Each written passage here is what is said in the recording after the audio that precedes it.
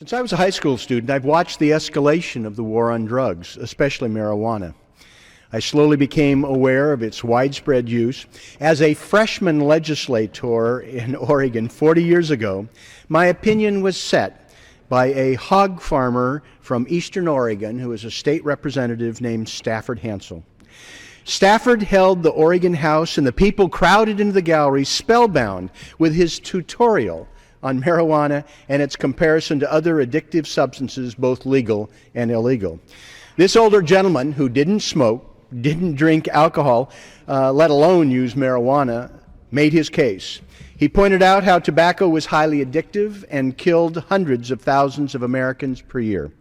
He discussed alcohol, whose damaging properties had once led the country into a foolish, costly, and ultimately self-defeating experiment with prohibition.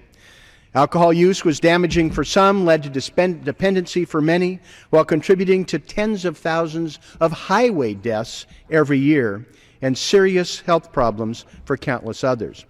By the time Representative Hansel got to marijuana, he'd convinced me that the bill he was advocating, two-plant legalization, was not just worthy of my support, which I was already inclined to do, but something that I should advocate, that Oregonians should be allowed this choice, less damaging and addicting than tobacco. We didn't legalize marijuana in 1973, although I was assured that if the 22 of us who had voted for the bill had been supported by the people who used it but voted no, the measure would have passed easily. We did make Oregon the first state to decriminalize the use of marijuana. Possession of a small amount was made a minor infraction, treated like a traffic ticket. Today, 40 years later, the case is even more compelling. 14 states have now decriminalized policies like Oregon passed in 1973. In 1996, California pioneered the legal use of medical marijuana, whose therapeutic qualities have long been known and employed.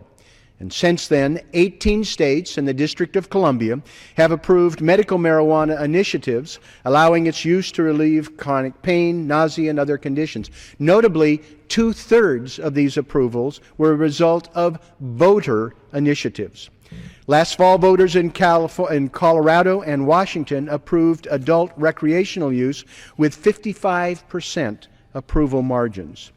Studies show that a majority of Americans now agree that marijuana should be legalized. It is time that the federal government revisit its policies. Drugs with less serious classifications like methamphetamine and cocaine have more serious law enforcement, health, and behavioral impacts, yet marijuana retains its Schedule I classification. In 2011, 2/3 of a million people were arrested for using a substance that millions use, many more have tried, and a majority of Americans feel should be legal. Because there are stark racial differences in enforcement and incarceration, there are wide disparities in the legal treatment for communities of color versus their white counterpart. Medical marijuana is widely accepted but subject to inherent conflict with federal law that is unfair, confusing, and costly. A bipartisan group of legislators is developing a comprehensive package of legislation to clarify and reform outdated, ineffective, and unwise federal policies. In a time of great fiscal stress and a sea change in opinion of voters, this is a unique opportunity to save money on enforcement and incarceration, avoid unnecessary conflict and harsh treatment of users, provide a framework for medical marijuana, and even reduce the deficit, all by honoring the wish of 2/3 of Americans to respect states' rights for marijuana, just like we do for alcohol.